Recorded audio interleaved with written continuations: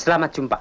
Saudara, dunia dalam berita pada hari ini akan diawali oleh beberapa buah berita politik dan sebuah berita yang tidak penting sama sekali. Pemindahan ibu kota dari Jakarta ke Penajam, Kalimantan Timur, itu adalah program PKI tahun 1955. Dan kalau kita mau bedah lagi keadaan di Penajam, Kalimantan Timur hari ini, tanahnya kosong.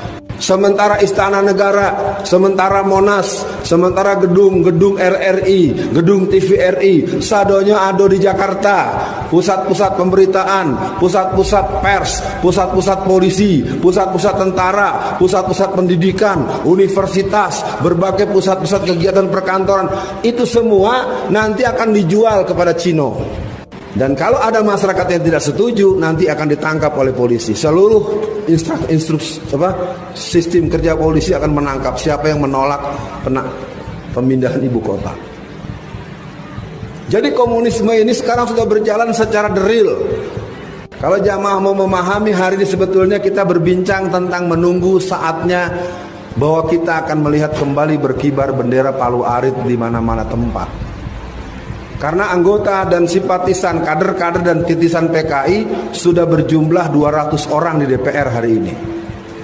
Mereka mulai masuk sejak pemilu 1999. 2004 80 61 orang, 83 orang, 118 orang, sekarang sudah 200-an. Apa tujuan mereka? Adalah mencabut TAP MPRS nomor 25 tahun 66. Ketika saya ditangkap dengan tuduhan menyebut-nyebut di istana ada PKI. Ditanya oleh hakim, Saudara Alfian, kenapa Anda menyebut-nyebut di istana ada PKI? Hakim yang mulia, saya ini bukan anak kecil. Saya tahu resikonya apa yang saya katakan kalau saya ini bicara asal bicara. Saya terangkan bagaimana Cina itu menguasai tanah Indonesia dari ujung Aceh sampai Irian. 70% lebih sertifikat tanah Indonesia sudah di tangan para pengusaha. Akan datang satu masa orang tidak pernah belajar ngaji dipanggil kiai, dan hari ini terjadi. Situasi yang akan terjadi pada akhir zaman nanti, yang saya katakan, yang kita maksud khalifah yang khilafah ya, suatu ketika akan terjadi di seluruh dunia. Itu tidak akan pernah dibantah oleh siapapun, oleh NU, oleh Muhammadiyah, oleh Al-Irsyad, oleh Matlul Anwar, oleh Jamiatul Khair, tidak akan dibantah karena itu ada bagian daripada akidah Ahlus Sunnah wal Jamaah. Kufur orang yang akan mengingkarinya. Kenapa? Karena itu akan jadi satu saat nanti. Tetapi tidak akan merubah Indonesia, tidak akan merubah Malaysia, tidak akan merubah Brunei, tidak akan merubah negara-negara Saudi Arabia, Irak dan sebagainya, nggak akan merubah gitu loh. Tapi ini akan terjadi satu saat pasti di mana ada satu orang yang diikuti gitu loh, dijunjung tinggi. Orang ini adalah kata Nabi Muhammad SAW, orang ini dari keturunanku, namanya seperti namaku, nama ayahnya seperti nama ayahku.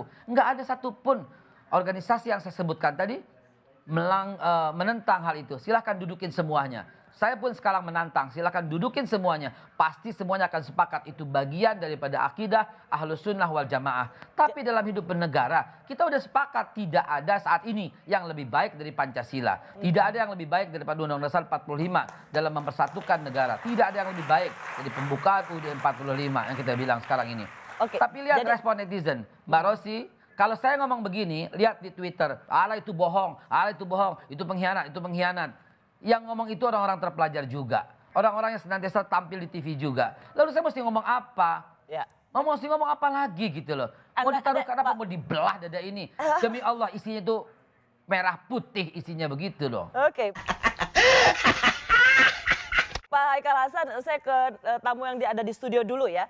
Kalau mendengar penjelasan dari Pak Haikal Hasan, apa yang harus dicemaskan? Apa yang harus ditakutkan? Terserah paham Kahak atau Bung Guntur? Kalau konsep khilafah menurut beliau ini adalah khilafah di akhir zaman. Khilafah di akhir zaman? Ya. Tapi khilafah dalam... Pakat. Khilafah dalam anggaran dasar FPI itu bukan khilafah akhir zaman. Karena di situ dikatakan... Bapak pernah nggak bertanya dengan... Karena di situ kita katakan... Pernah nggak bertanya dan mengundang FPI? Ini kan ada jelas di situ dikatakan akan melaksanakan Islam secara kafah di bawah naungan khilafah Islamiyah, berarti sekarang, bukan di akhir zaman. Jadi kalau hari zaman tidak Itu masalah. kan persepsi Bapak, hanya membaca. Tabayun dong, undang dong, ngobrol dong, duduk dong, musyawarah dong. Saya menghormati Bapak. Coba artikan dulu. Coba artikan dulu. Melaksanakan Islam secara kafah di bawah khilafah Islamiyah. Berarti sekarang, bukan hari zaman. Ada Pak Sugito Kalau hari di zaman situ. kita tunggu aja. Oke. Ya memang Pak, memang Ya. kita tunggu. Ya, kenapa mau melaksanakan Memang kita tunggu Pak. Islam Akhir secara zaman itu kafah sekarang? konsepnya. Dan juga di situ ada katakan wilayah hisbah. Ada kata-kata sekarang? Wilayah Bentar, hisbah. ada kata-kata sekarang? Wilayah hisbah. Wilayah hisbah itu Ada berarti kata-kata ada sekarang seperti polisi satpol. Nah, coba lihat. Itu dugaan Bapak kepada kita. Itu tuduhan Bapak kepada kita. Iya, bukan Itu arahan tuduhan. Bapak hanya membaca lalu menisbatkan kepada kita. Jelas tuduhan. Kan belum ngobrol. Yang kita maksud itu bukan sekarang. Akhir zaman Pak. Tapi tolong tulis kalau di anggaran dasarnya akhir zaman. Kenapa tidak Masa ditulis? ada anggaran akhir zaman? Kenapa tidak ditulis di situ anggaran dasarnya akhir zaman? Yang bener aja Ya, Pak. tolong ditulis di Bener situ aja. bahwa Itu khilafah sebuah Islamiyah wacana. di akhir zaman. Itu sebuah wacana pemersatu. Nah, Hendaknya coba. mulai dari sekarang. Coba kita lihat sebentar. Coba kita lihat Uni Eropa atau Inggris deh, atau Inggris. Coba Ya. Bapak lihat Inggris. Ada apa coba? Bagaimana dengan Kanada yang induknya kepada sana? Bagaimana dengan Australia yang induknya kepada Inggris? Yang bagaimana dengan New Zealand yang induknya kepada Inggris? Persemakmuran. Atau bagaimana dengan negara-negara di Eropa? Ada suatu kesepakatan Uni Eropa. Ini kan cantik. Apa kita nggak bisa usahakan ke situ? Oh, berarti Pak, usaha. Uang Kuwait udah lebih Berarti 20. Anda mau Atau mengusahakan. uang Jordan udah sampai 17. Padahal khilafah di Uang zaman kita tidak perlu bagaimana? diusahakan. Apa nggak indah? Ditunggu Kalau saja. apa nggak indah kalau ada kesepakatan mata uang bersama di mana kita ekonominya langsung naik, apalagi kita punya sumber daya yang lebih hebat daripada mereka. Berarti- Saya yakin Bapak pasti setuju kalau mata uang kita 20.000. Kalau di situ Dan ada kalah tulis dengan Amerika khilafah Serikat. Islamiyah di akhir zaman, oke, tidak masalah. Tapi tidak ada tertulis akhir zaman. Bahkan Anda mencontohkan Uni Eropa dan sebagainya. Itu sekarang. Ya. Kalau Anda mau mengusahakan itu berarti Anda berusaha. Tadinya Anda mengatakan tidak perlu disahkan. Bagaimana? Loh, Pak, Uni Eropa apa yang berubah di Inggris? Oke. Maaf, di Belanda. Gini maksudnya. Apa yang berubah? Gini Pak. Apakah dengan sebentar. Kita ada disability thinking barusan. Apakah dengan bersatunya semua dunia Islam akan menghapuskan Pancasila? Kita nggak rela, Pak. Sama tidak relanya undang-undang Malaysia dirubah. Sama tidak relanya undang-undang Mesir dirubah. Sama tidak relanya undang-undang di Irak dirubah. Sama tidak relanya undang-undang di Yordan dirubah. Masing-masing dengan kepala negara. Masing-masing dengan dasar negara. Jangan picik mengartikan ini semua berarti akan menghilangkan Pancasila. Tidak akan pernah terjadi, Pak. Saya yang paling depan kalau Pancasila dihilangkan. Tolong tulis di situ khilafah akhir zaman. Oke, tidak masalah. Tapi kalau tanpa khilafah akhir zaman kan Pak masih Rossi, tafsir. Pak Rossi, Ya gimana Pak Pak Haikal Rossi, Hasan? kenapa jadi kurang mutu? Kita hanya mengartikan, mendefinisikan sebuah kata. Yang lebih besar dong diskusinya. Jangan cuma, ampun, cuma tambah akhir zaman. Tambah dua kata menjadi polemik seperti ini.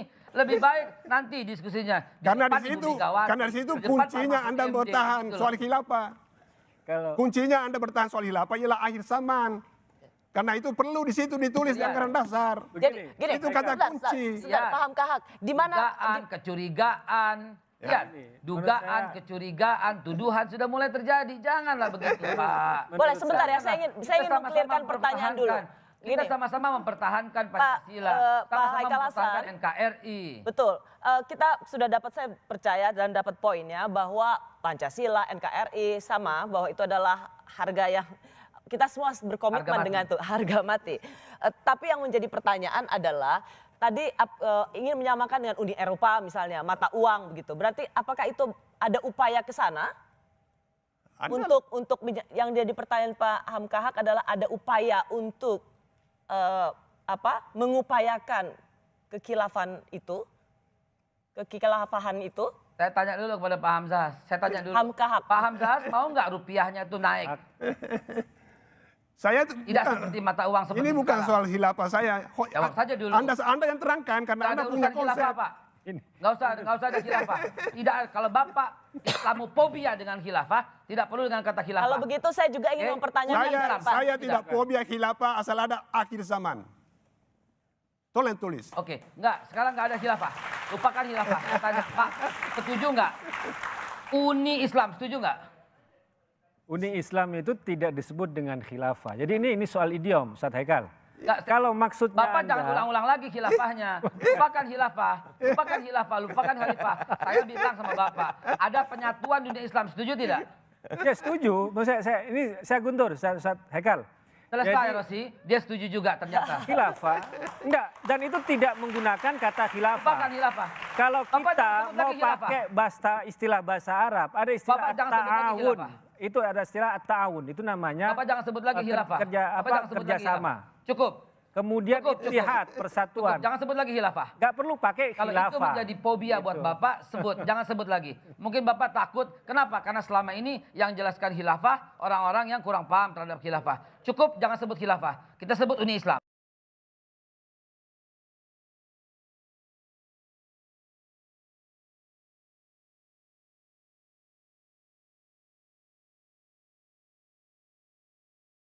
Ya secara teori itu kalau orang udah 8 kali melihat, mendengar, itu menjadi percaya. Apalagi ke-13 kali, bisa akan percaya begitu. Ini teori mengatakan seperti itu, teori komunikasi. Jadi kalau Hitler mengatakan kebohongan yang terus-menerus bisa menjadi satu kebenaran. Gitu ya. Untuk itu Presiden memang kerja keras beliau untuk menyampaikan, mengklarifikasi, akhirnya menjadi energi yang tidak perlu. Ya. Sebagai orang yang bertugas di Kepala Staf Kepresidenan, juga mantan Panglima TNI, Anda bisa mencium nggak siapa yang menggerakkan ini? Ya itu kan lagu lama aja sebenarnya. Kan gitu. Lagu lama biasa itu. Kita mengenali, modusnya kita kenali permainan-permainan seperti itu. Seperti kemarin ada serangan terhadap ulama dan seterusnya. Kita tahu lah itu modus-modus lama itu. Saya mantan Panglima TNI yang 11 tahun tidur di jalanan, paham lah barang-barang seperti itu. Paham, tahu. Tahu. Gitu. Kalau Ketua Umum P3 mengatakan itu orang besar di balik itu. Kenapa pemerintah tidak memiliki kekuatan untuk menangkap orang besar itu? Sebenarnya beginilah, kita juga tidak ingin, karena polisi dikit-dikit begitu bertindak represif, wah ini pemerintah sekarang represif dan seterusnya. Kita menginginkan bahwa negara ini berjalan tanpa gaduh, tetapi persoalan-persoalan berkaitan pidana, no way harus diambil, harus tegas dan seterusnya. Nah, kita tidak ingin juga berspekulasi yang pada akhirnya membawa bangsa ini, masyarakat menjadi bingung. Untuk itu pemerintah dengan jernih ya, karena salah-salah tuduhan demi tuduhan, sampai dan saat ini Presiden masih dicap seolah-olah menekan ulama dan seterusnya. Menurut saya di mana menekannya gitu loh. Menurut saya tidak benar yang berita seperti itu. Saya mendampingi setiap saat Presiden berkumpul dengan para ulama dari berbagai daerah. Kunjungan-kunjungan datang ke ulama dan seterusnya. Semuanya memberikan respon yang sangat positif. Jadi di mana letaknya gitu. Ya, wacana memindahkan ibu kota Indonesia dari Jakarta bukan sekali ini saja. Bahkan sejak era Presiden Soekarno, wacana ini sudah muncul. Memindahkan ibu kota membutuhkan waktu dan dana yang tidak sedikit.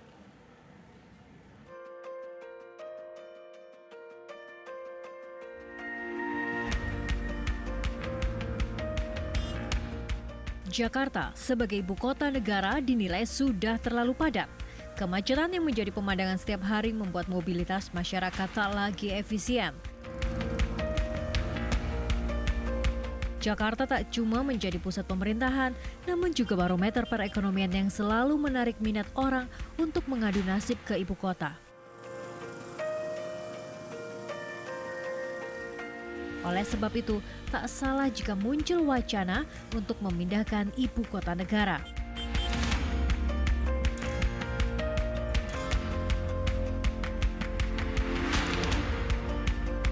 Ide untuk memindahkan pusat pemerintah negara atau ibu kota sudah ada nyaris sejak Republik ini berdiri.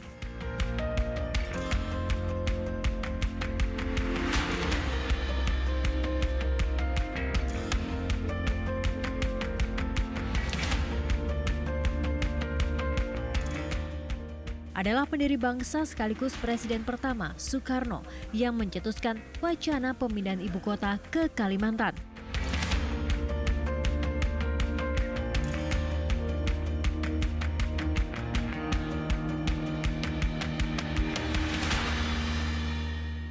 adalah Palangkaraya yang diincar Bung Karno menjadi ibu kota negara Indonesia. Namun pergolakan perjuangan di era kemerdekaan membuat wacana ini terpinggirkan. Di era Orde Baru, wacana ini juga sempat kembali mengemuka. Wacana yang bergulir adalah memindahkan pusat pemerintahan ke lokasi yang tak begitu jauh dari Jakarta. Adalah Jonggol yang berada di Kabupaten Bogor, Jawa Barat sempat dipilih untuk menjadi pusat pemerintahan. Lagi-lagi wacana ini tak bisa terrealisasi. Ide pemindahan ibu kota sempat mati suri hingga tahun 2013.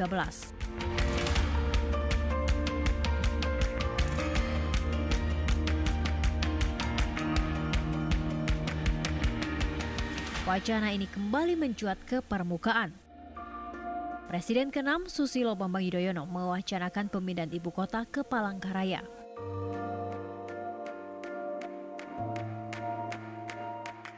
Memindahkan ibu kota ke wilayah nun jauh di sana bukan perkara membalik telapak tangan.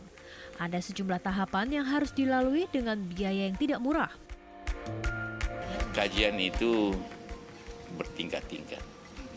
Ada kajian preliminary awal, ada kajian tentu sudah lebih mendalam, ada kajian bagaimana pembangunannya jelas, macam-macam bertingkat-tingkat itu.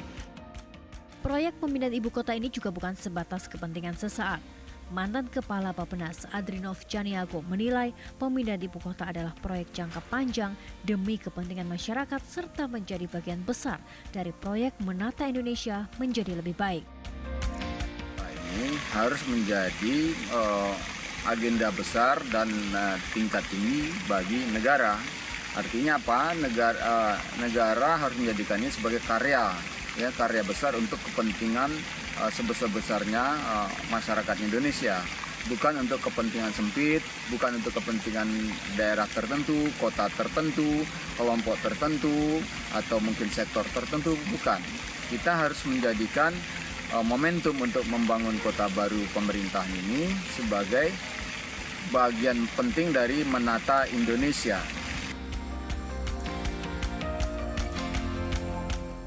Memindahkan ibu kota negara diperkirakan akan membutuhkan jangka waktu yang cukup lama dengan biaya yang cukup besar. Berbekal kajian-kajian yang komprehensif, pemindahan ibu kota bisa jadi solusi Indonesia di masa mendatang.